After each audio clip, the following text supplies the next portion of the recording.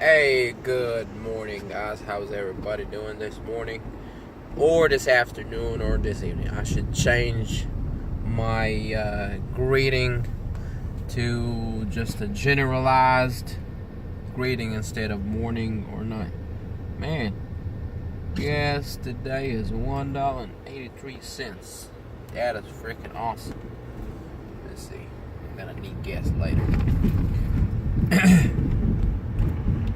Anyway, haven't recorded a video in a few days and wanted to record a video today. So I want to talk about number 5, I believe, of why you're not losing weight on keto. And I'm sure everybody heard about it. It's nothing new, but I did keto for so long, and I really didn't implement it the right way. And it is electrolytes, okay? And electrolytes on keto, they're not only important for you to not get, ketoflu symptoms or leg cramps or something like that. Like, I've went with, for a very long time, more than a year, without having to supplement with electrolytes, because I didn't have any symptoms. At the beginning, whenever I started, yes, I did have symptoms for the lack of electrolytes, but afterward, the only one that I was taking at the beginning was magnesium. And I wasn't taking magnesium for the electrolytes content, but more for the, it helps me with sleep, and it helps with digestions, and I love magnesium. But I haven't supplemented sodium. I used to supplement only before I work out. And it hasn't even been so long that I've been supplementing with sodium. And if you do not take sodium before your workout, you really need to. It's the best pre-workout that you could consume out there on a ketogenic diet, is consuming like 1 teaspoon of salt.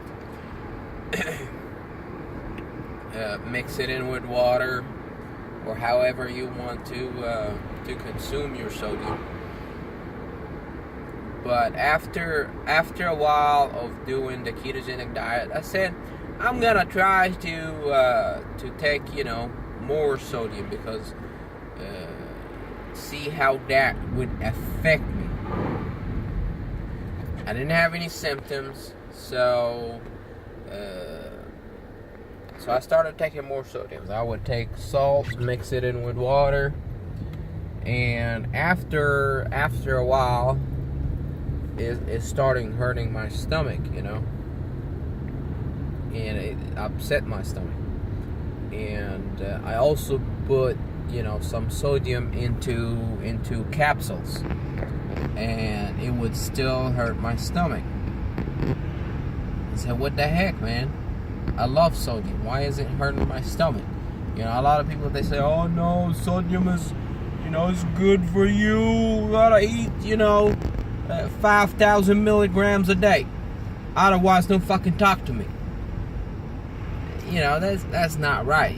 Everybody got a different requirement of sodium. Yes, it's really not that. It's really not that difficult. It's not that big of a deal of if you go over on the sodium. It's not like you're gonna drop dead. But you would notice, whenever you consume sodium, if you're taking too much or too little. But anyway, I figured out I didn't want to quit taking sodium, but I figured out I needed a different way of consuming sodium, and then I got an advice from several people to try Soleil water. I don't know if I said that correct or not.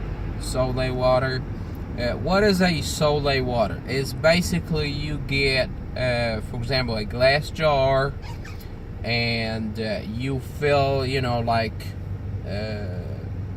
the bottom of it, like the quarter of it or something like that, around that range, and you fill it in with water. You fill it in with salt, about a quarter of that jar with salt, or less than that, with good type of salt.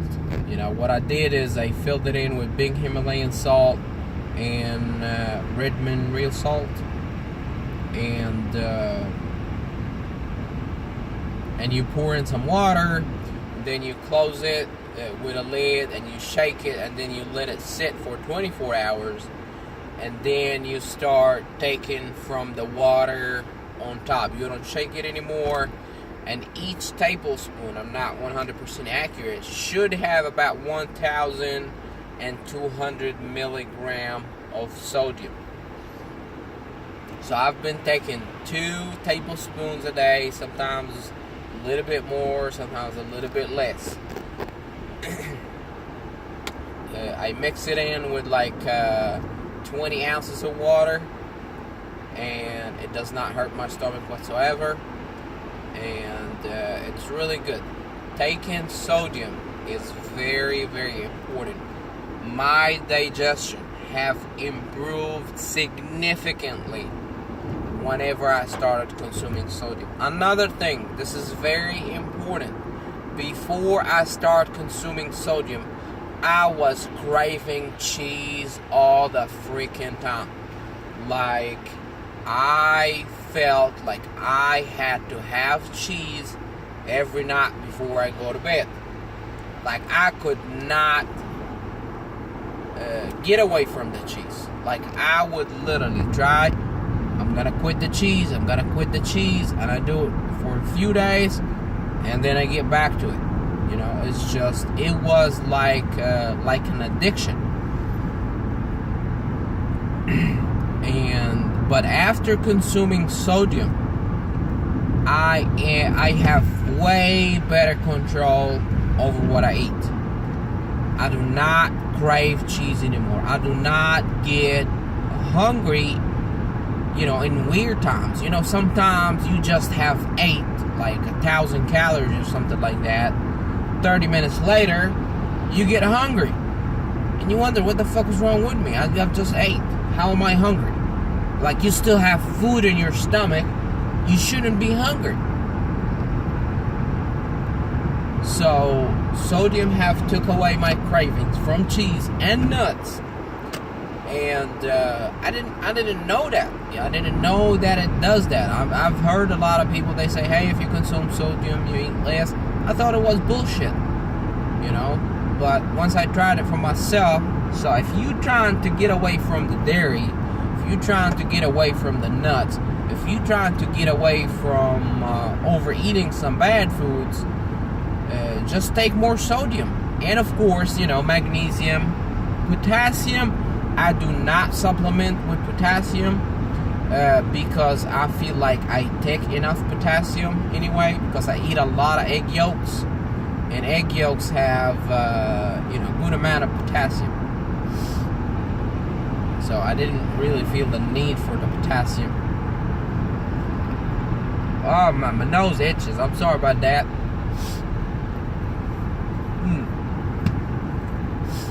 Anyway,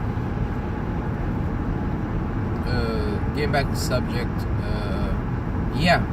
Just even if you have no symptoms at all, research sole water, or you can just add salt to your water, or just consume more salt. Try to track how much salt you're getting. This way you would know. And the great thing about salt, especially if you mix it in with water and you sip on it, and if you're really deficient, it will taste so good. Like salt with water or pickle juice. A lot of people that drink pickle juice because pickle juice tastes good. And I don't drink pickle juice because some people, some of these companies, they put so many weird ingredients into it. it's really not that bad. But I'll prefer to mix in my take my salt water, mix it in with regular water. So just to recap, sodium and electrolytes in general, especially the sodium, is really good for pre-workout. If you are working outside or and sweating a lot or whatever, you still need more sodium than the normal time because you will be losing a lot of sodium. If you take in more caffeine, you might want to increase your sodium intake. And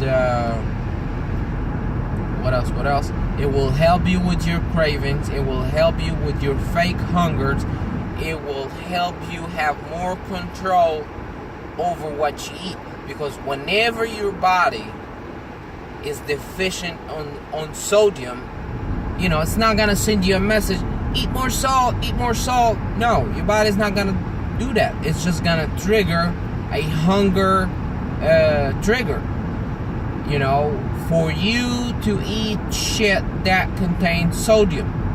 And I think one of the reasons people, overeat on sugar and shit like that, because they crave sodium, and they take sugar and they get hungry again, and they get hungry more, and they get hungry more.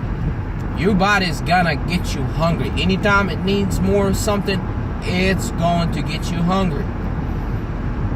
And I felt that salt is one of the biggest thing that triggers hunger. Like, there was times where I had to have lunch. I felt like I really had to have lunch. And then I started drinking my salt water, and the hunger disappeared. And what else? If your body needs more fat, it will trigger hunger. It's not going to tell you, oh yeah, eat more fat. You might crave something in particular, red meat or something like that. That's kind of a clue that you need more protein. Not necessarily you need exactly a ribeye steak. If you crave, for example, eggs or something, that might be a clue for you. Hey, you need more fat.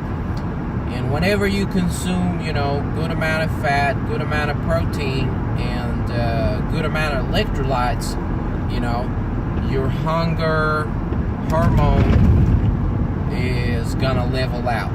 Anyway, that's it for today, guys. Until next time, and please subscribe, like the video if there is anything of value in the video, and comment if you have any comments, and I will respond to you. And have a great day, and Happy New Year.